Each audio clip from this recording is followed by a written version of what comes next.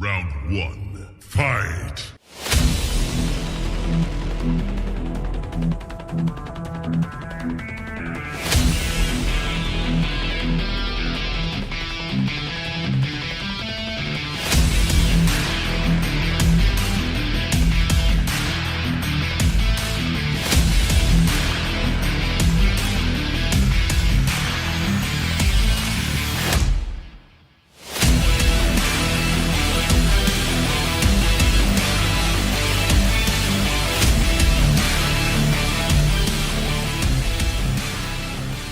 What is going on, BW Sports One World? It is another interview on Combat Zone, and today we have the man himself, Brad Machine Gun Kelly. What is happening, brother? Thank you for taking the time out with us. Hey, thanks for having me, man.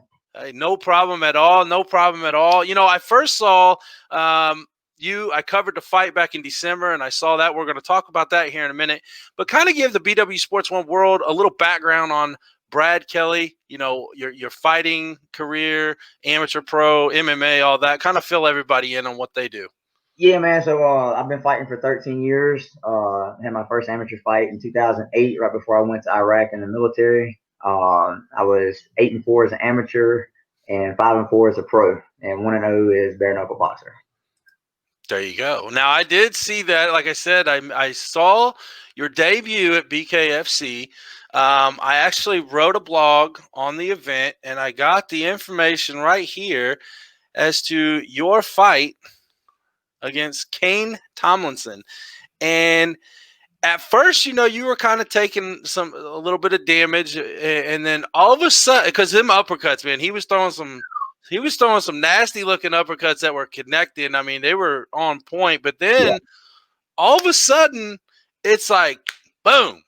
Yep. This ain't happening, and you put it on him, and you connected with 3 different knockdowns, and that third one was done deal. So, kind of give us a little perspective of, you know, going from MMA to bare knuckle fighting, and your debut at BKFC. Okay, well, MMA and BKFC is totally 2 different things. Usually I'm not a guy that likes to, like, I'm good at jiu-jitsu, and I have a good grappling, you know, takedown defense and all this and that, but I'm a striker at heart. And in the first 20 seconds of that fight with Kane, like, I never wanted to clinch. Like, people asked me if I was going to clinch. You know, I was like, no, I'm not going to clinch. I want to stand and I want to strike, you know, I want a dog fight. And the first 20 seconds of the fight, that uppercut you were talking about broke my rib. I felt it, my chest shift, and I was like, "Oh man, okay, well that's different." I'll take shots to the body in MMA just to give headshots. Not recommending in bare knuckle because it broke my rib, man. And Kane's got them big old mechanic knuckles, so he's a grown man in there. Right. But yeah, and next thing you know, when I felt it break, I was like, all right, well, I gotta get inside, you know, close the distance and land some strikes. But then he split my head open with another uppercut, and I was like, man. So I couldn't breathe. My head was split open. So then I initiated the clinch. I was like, all right, we gotta clinch for a second and hug up for a minute. So I gotta get my senses about me. So explain that, the difference between getting hit with the glove, whether it be a boxing glove or even an MMA glove that's only 4 to 6 ounces, compared to a bare knuckle fist. Yes. Well, in MMA, I didn't get hit a whole lot. Like, well, that's good. Yeah, the best offense is having a great defense, and I always tell everybody, if you can have the nuts to stay in front of somebody and not get hit, you'll succeed. And the thing is with Kane, I had to close the distance quick, and when he caught me with the uppercuts, man, I clenched up, and I was like, okay, I can't knee, I can't kick, I can't elbow. I just gotta hold on for a second, and then we get over to the other side of the ring, and it's like his whole side just opened up, and I finally got some space where I could dig a body shot and then over the top and end up putting him down the first time, and then I got my fighter sense back to me, you know. So But it's definitely different. I don't want to take any more body shots than I have to at bare knuckle because they do damage. I obviously. Yeah. So now was it just one rib? Yeah, just one Okay. rib. But it was in a You're- fair spot, man. It's right on it was weird because Oh. Kane had a long reach, dude. Like Uh-huh. he was just a couple inches taller than me, but at the weigh-in, like he did this right here to me. Let me see, where's my fist at? There it is. That's what he said. Like I was this far from his face. I was like, man, this dude's got some reach. You know? So when he went to throw the uppercut, like I seen it and it was coming at my face, and I moved back, and then he just extended it and caught me in the rib. I was like, well, that broke. Yeah. Well, we've all been into situations that don't feel good, and you made a comment right then a minute ago about that fighter instinct, that fighter mentality. Right. Kind of explain to the people that have never been in a cage or a ring. I myself have been in there, very amateur. No level growth on my part. I just wanted to get in there because I couldn't play football anymore, so I did that. Explain that fighter instinct that you were talking about, like when you got hit, when you got on the ground and you hit him that first time, then boom, it clicked. Kind of explain to the BW Sports 1 fans what that is. Well, it's just a fight or flight, man, kind of thing. A lot of people have it and a lot of people don't. A lot of people, they can have a good offensive striking, and all of a sudden they get cracked one time and they're like, oh man, they go into ghost mode. Like, what do I do now? They freeze up. And I think that comes from lack of getting hit in the gym. And I don't recommend brain damage in the gym and hard sparring all the time, but you have to know what it's like to take a punch. You know, so in my opinion, that's what you got to do. You got to learn how to take a punch, and if you don't, you're gonna freeze up. You know, you're gonna tap out. You're gonna check out. So it's all about a fight or flight. You know, and to me, I have that heart to where when I do get hurt, I don't even show emotion because I have so many wars in the gym sparring. You know, if I get hit, I don't show it, or if I get hurt, I don't show it. Kane, that's that great defense. It is. But also like the defense in bare knuckle is different. Your hands feel real naked. You know, like you feel it's like, oh man, this is legit like street fighting right here. You know, it's not technical boxing. It's not MMA. It's fighting. You know, that's what it comes down to. Now, kind of going to that defense that you're used to. You know, you have awesome defense in MMA and all that, and then when you have those bare knuckles, you don't have that extra padding around it to kind of clinch up in your thing. And you got this window right here that kind of feels like it's this big, but in my mind, without the gloves, it just kind of opens up. So, how does that defense differentiate in bare knuckle compared to what you did before? Right. See, like boxing gloves, you know, they have 8 to 12 ounce, you know, boxing gloves. So you have this much, like you were talking about, you know, it's easy to block things. Things don't get through that much. With bare knuckle, man, you need to train bare knuckle. Like you need to have somebody throwing bare knuckles at you all the time. That way everything's precise. Because if you don't have precise defense, man, they're getting through there and it's gonna do some damage. That's the thing. I've not been cut that many times in MMA out of 20 fights. But I get hit one time by Kane and it split my head open. So I was like, a little different. Yeah, a little different. But when I saw that blood, like I always wanted a bloody dog fight in MMA. Like, and I've gotten busted up a little bit, but I wanted that Robbie Lawler and Roy McDonald fight. Like I was wanting to fight. And then Kane kind of give it to me. You know, I felt the blood running down my face, and so it kind of like took over. I was like, okay, now we're fighting. Yep. You know? Now we're fighting. And again, going back to that fighter instinct, that mentality, you start seeing that blood, you feel that blood, you taste it in your eyes, and that's like that redness in that eyes starts coming out, and you start to bring it out of you. It did, man, because I was hurt from my rib being broken. I couldn't breathe. And then when we got up against the cage, like he caught me and split me open, and it was almost in slow motion. Like I felt the blood coming down my face, and I'm like, I'm about to lose. No, I'm not. No, I'm not about to lose. You know, we're going over here for a minute.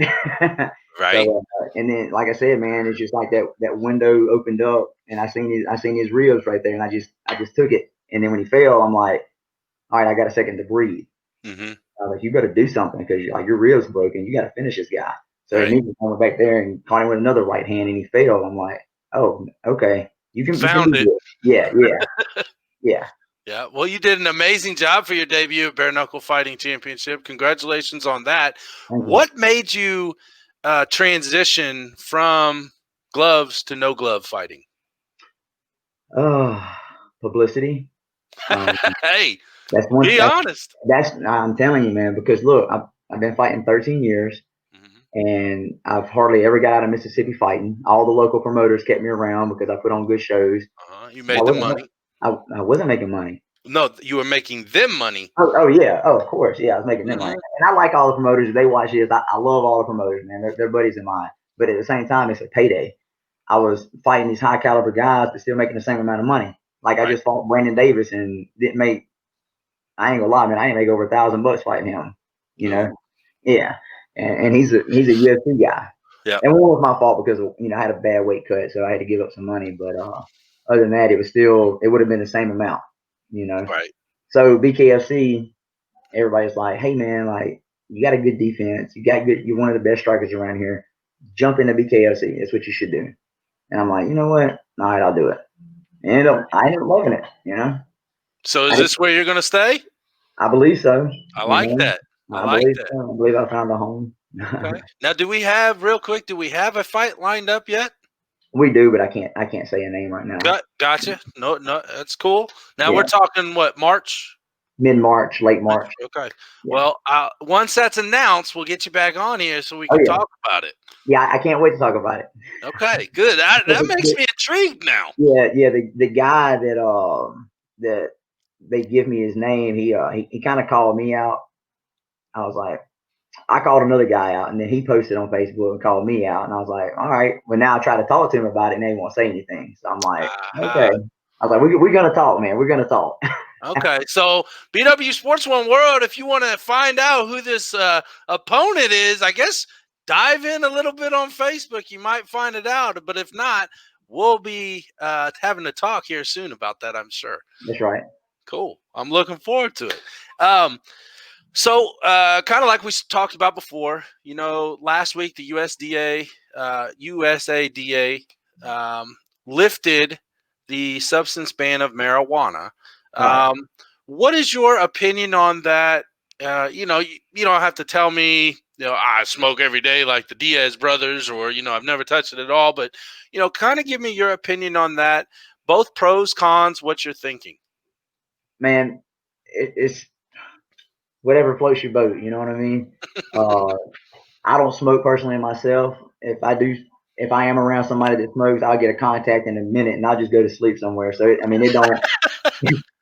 Quick, two hits from somebody, and I'm like, whew, can I go to sleep now? But no, man, like it doesn't bother me. At the end of the day, I'm a fighter. I don't care what you put in your body. If you're cheating or if you're taking steroids or smoking weed, I don't care. Like it just gives me another reason to try to beat you even more. I like it. That fighter mentality. Man, you got a hell of a fighter mentality, and I love it. I do, man. I do. Like everything we're talking about one thing, and that fighter instinct mentality comes out in your words, and I love it, man. Yeah, I'm passionate about it, man. It's I'm good at a lot of things, and everybody tells me like I'm a good fighter, but I really feel like I feel some greatness, and it's one thing I'm really, really, really good at is fighting, and I just hadn't got to showcase that yet, and I can't wait. Well, you showcased it pretty well in December. Now we're really ready to see the full Brad Kelly. Yeah, I got my feet wet in December. I got exposed to a bigger show, but I hadn't got to showcase any of my slipping, parrying, countering, pivots. I hadn't got to showcase any of that. That's what I'm excited about. You and me both, sir. You and me both. Now, talking about you never had that showcase, that big show feeling. What did it feel like walking into the weekend of BKFC 15, and then the weigh-ins, and then all the little events leading up to you walking down that aisle to the ring? Everything was fast paced. It was fast paced. Like local shows, you go in and do early weigh-ins at 2:00, and then you got to wait in to do ceremonial weigh-ins at 6 or 7. So you get this long, drag out process and everything. But when I got to BKFC, man, like the weigh-ins, like official weigh-ins, and then they're like, all right, jump on the stage, we're doing ceremonial weigh-ins. I'm like, oh man, this is moving quick, So I like it's everything's big, everything is more fast paced, more organized. Even the lights is a lot brighter than local shows. I fought in front of a few thousand people before. It don't bother me because once you get in there as a fighter, you just got one other guy in front of you, so you don't even care about the crowd until you hear somebody go, "Ooh," Right. you're getting hit hard. That's tunnel vision. Yeah, that's what I love, man. I love hearing that crowd go off. I like it. Well, I'm going to be sitting there rooting for you as soon as I find out that opponent and that date and all that. I'll definitely be watching. Oh yeah, it's gonna be fun. Stylistically, I think I got it. And that's the thing. I'm not a cocky or arrogant fighter, right, but I know what I see. I see what I see, and his style. I think I got it. Well, you got to be confident. You got to be confident. If you're not confident, you're probably going to walk in there and get your ass kicked, regardless of who you are. That's right. And it's like Mike Tyson said, he used to be scared to death walking to the cage or walking to the ring. He used to be scared to death. But then when that bell rang, man, he was vicious, So that's how I look at it. I hadn't always been like a vicious fighter until I get cracked. Then when I get hit, I'm like, okay, now we fighting. Yep. I just not myself. I didn't want to take that first initial hit. I tried to really psych myself up. I was pretending like it was like, my little brother just pissed me off because he called mom and dad and got me in trouble and grounded for a month. So that's what I focused on, or something like that, Yeah. So over this past week, there was an episode of Shenanigans, let's just say it like that, on Facebook with somebody that I'm not going to put their name out on here, but I want your thoughts and opinions on the actual issue at hand. So what was brought out to light? Somebody said, hey, BKFC just upped their price on this pay-per-view because of Paige, blah, blah, blah. I'll find a stream.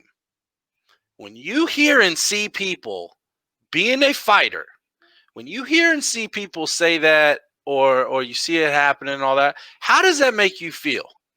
Pissed off. And tell them why. Man, because it's taking money out of your pocket. Like if you don't pay for it, we don't make money.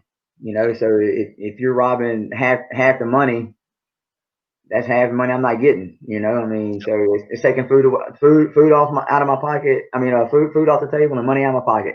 And that's your job. This is like anybody else in their job. They go to their job, they get paid. They don't have to worry about somebody taking half of their money because, it was pirated or streamed illegally and all that. Yeah. You guys, the good thing about BKFC and what you're doing now is they haven't stripped, and I don't see this happening at all, and I hope not.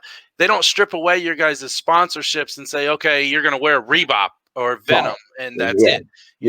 You guys are actually able to keep your sponsorships, make that money on the side. I should, I'll say on the side. Right. But then when people are literally stealing money away from the events, it's either they do understand and they don't care, or they don't have a clue in the world about what they're really doing. Yep, and that's what makes me mad, man. Because like, if you don't care about somebody, like you want to watch it for free, you want to watch him go through and get busted up and broken and bleeding, but you don't want to pay them for it. And up and coming fighters like me, I've only had one fight. I didn't make a whole lot on it. I made more than my MMA fights. Right. And my next 3 fights, I'm not making too much more than when I made my first one. So I'm having to climb a ladder, to get up there, and I'm taking chances and taking risks. And if I have somebody to come in like steal money, man, that kind of pisses me off. I agree. I've never done it because I've been in your shoes, not to your level, but I've been in the shoes. I've walked in that ring. I've walked in that cage. Back then it was ticket sales. If you sold tickets, you got a piece of it. Okay, great. I'm going to try to sell a shit ton of tickets because I want to get paid for what I'm doing. That's right. And that's no different. They're literally, you're putting out tickets to sell, and they're stealing half of those tickets away from you, and you're not seeing the profits, which to me is bullshit. And I hope they get it taken care of soon. And again, I won't mention the person's name or the page's name, but I guarantee you could really find it out pretty quickly if somebody goes to Facebook and checks yesterday about 11 o'clock Eastern Standard Time. Right. Yeah. Yeah. I know who the name is, and I won't be doing any podcasts with them. I'll tell you that. So. And that is exactly it. It would be like me going out and doing that or broadcasting that, hey, this is what I'm going to do, and then asking Audra or you, hey, can you come on the show to talk to me? Why the hell would you? Right. Yeah. It's like shooting himself in the foot. That's right. Yeah. Well, they're irrelevant. We're not. And then when they're found out, and like nobody's going to have anything to do with them, you know. Yep. It's very bad that they put BKFC in their actual name on the page. Just saying. If they didn't have anything to do with it, they probably shouldn't have done that. And you know what? I guarantee Chris and Dave and is it Nate? Sure. Yeah. Yes. I guarantee those three guys right there and whoever else is in the ownership and the management are going to say, for one, why in the hell are you putting our name on your page? And for two, we are never going to work with you again. Yeah. So you can be that guy that comes around one time or 100 times, you know, as far as the business sense. You know, you go around one time and screw somebody over, you're not going to come back. You go do good work for somebody, you come back a lot of times, you know. I like it. I like it. That's why you and I are going to see a lot of each other over the past few years, because I sure as hell I'm not going to shoot myself in the foot like that. That's right. Really quick. Now, the obvious, the big main event, BKFC 16, Knucklemania 1, whatever you want to call it. Paige Van Zandt, Bret and Hart. Yeah. What's your thoughts? Man, it's been a lot of trash talk. There has. It's been a lot of build up for that fight. As far as the fight goes, like it's hard to say who's gonna win that fight. You know, Paige does get cut up a little easy, and you know, doctor stoppage, it might happen. And if it goes to a decision, I feel like it's gonna go towards Paige anyway, just because they give her a chunk of a payday, and they're gonna have to keep her around, so they don't want her to go in their next fight on a loss. Not saying it's gonna be rigged or anything. I'd never say that. I'm just saying, like, she better don't ever let it. Yeah, Britain, don't let it go to the judges. Yeah, she better go in there and beat Paige Van Zandt. Yeah. You know, she's gonna have to beat her. But at the same time, she's had that ring experience, you know, that I didn't have when I first come from MMA. So she's got that. She might edge it out because of that. You know, because who knows how Paige is gonna take that bare knuckle. It's going to be interesting to see for sure. Now. In my mind, this is a co-main event. I don't know how it's related on the event card, but you got the crippler Chris Lieben going up against Hero Quentin Henry. And I just had Quentin on the show last week. We were talking about it a little bit. I want your thoughts, Brad, on that fight, because that looks like it's going to be good. I bet that don't go to a decision. No. That fight does not go to a decision.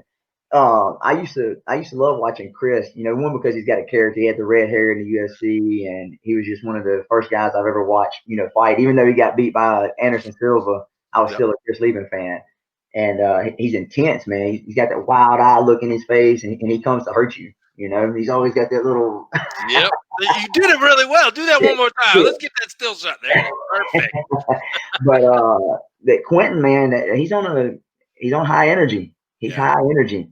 And I remember watching him on my first, back in December. You know, he was in the dressing rooms with us, and within 5 minutes he had his shirt off, and he was just like, you know, just shadow boxing and moving, and he went out there and finished the guy. So who knows? Who knows? Oh, he's not giving his pick. Okay, to be honest, you gotta give your pick. Yep, you're on the spot now, Brad. It depends on which Chris Lieben shows up. If the old Chris Lieben shows up, it's going to be a quick night for Quentin. But I think the younger, more hungry fighter might, you know, take the veteran. Okay. Now, I don't see Chris Lieben coming in this fight and not leaving it all in the ring, because this is his retirement fight. Right. So that's even, I know, man. That's going to make it even better. That's why I said I can't make a decision, man, because who knows? It's a fight game, right? It's a fight world. Nobody knows what's gonna happen. That's the Yep. beautiful thing about fighting. Nobody Any knows. given night. Nobody knows who's gonna be able to take what punch from what person. Yep. You know?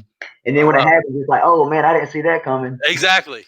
In your mind, you've seen something, and it's like, I could potentially, but not until you actually see it. It's like, oh, damn. Right. Yep. Yes. Yep. And how you say his last name? Dat win. Yeah, win. Yeah, that's a fight I want to see. He's got that good defense. He's got good head movement. He's confident. I like that confidence in a fighter to where they can stand right there, you know, and move and slip and counter and then do this to you. Yeah, exactly. You know what I'm saying? So yeah, okay, so in your next fight, when you win and you see him getting counted out, you look at the camera and you just say, "Hey, Dan." Yeah. I love it. Yeah. All right. So we're going to go into our section called Rapid Knockout, okay? It's 5 questions, has absolutely zero to do with fighting. All right, you ready? Yeah. All right. First question. Favorite food? Oh, man. Medium rare steak. All right. What kind of steak? Let's hear that. Are we talking ribeye? Are we talking, filet? Are we talking porterhouse? Audrey got me on that filet. I like the filet. It's expensive, but it's delicious. It's some good meat, isn't it? Yeah, man, I love it.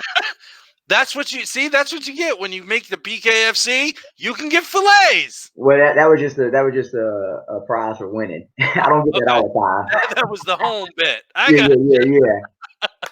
All right. Second question: favorite song or music genre or group or band, single artist. What's your favorite? Oh man, you put me on the spot because there's so many. But That's my job. I'm a Little Wayne man. I'm a Little Wayne fan, man. Okay. Sky's the limit. Sky's the limit. That's been my walkout song from most of my amateur fights. Okay, now I got a quick question on that. It's the second part question with Lil Wayne. Do we like Cash Money, Lil Wayne, or do we like On His Own, Lil Wayne?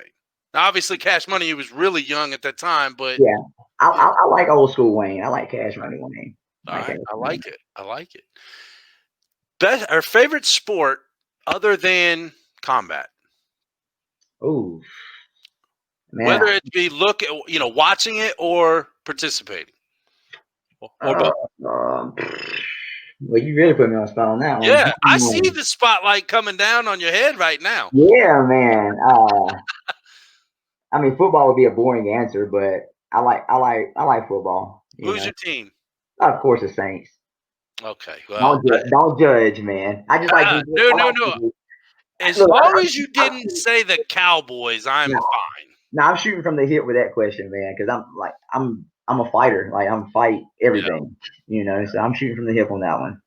Okay, well, I'll go with the Saints. That's very respectable. I actually picked the Saints to go to the Super Bowl this year. Didn't happen. It's what it is. My team sucks this year. I'm a Philadelphia Eagles fan. Hey, I like the Eagles, man. I like you even more. See, I like the Eagles. My brother, my cousin, my sister-in-law, my son, and my nephews, Cowboys fans. Oh, man. I know. Tell me about it. It hurts right here. Yeah. It hurts. In the heart.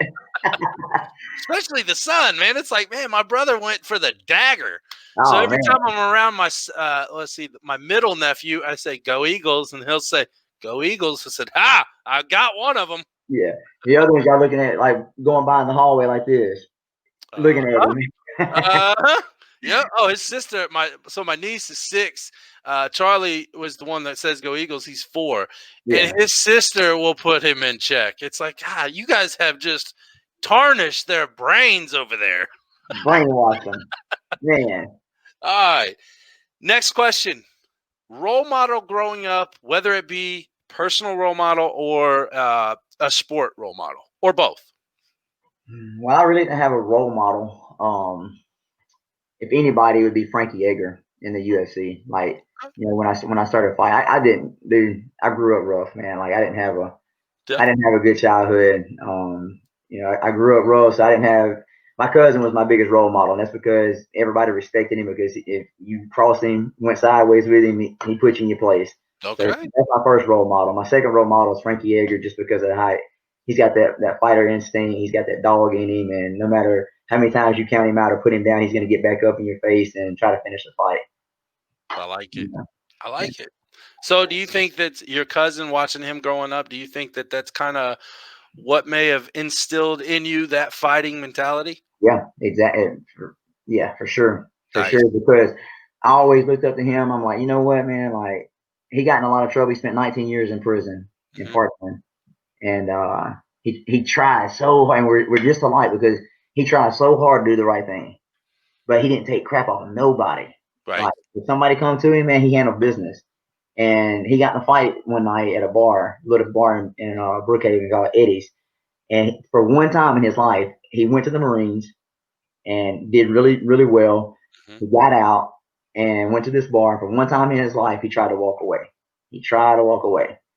And he told a guy, he's like, hey, you know, just quit, back off. You know, I'm going to go outside. Well, the dude walked outside. And Alan's only going to take so much. He's like, look, dude, I'm going to tell you one more time, leave me alone. Dude stepped to him again, hit him one time, and did $19,000 worth of damage to his face.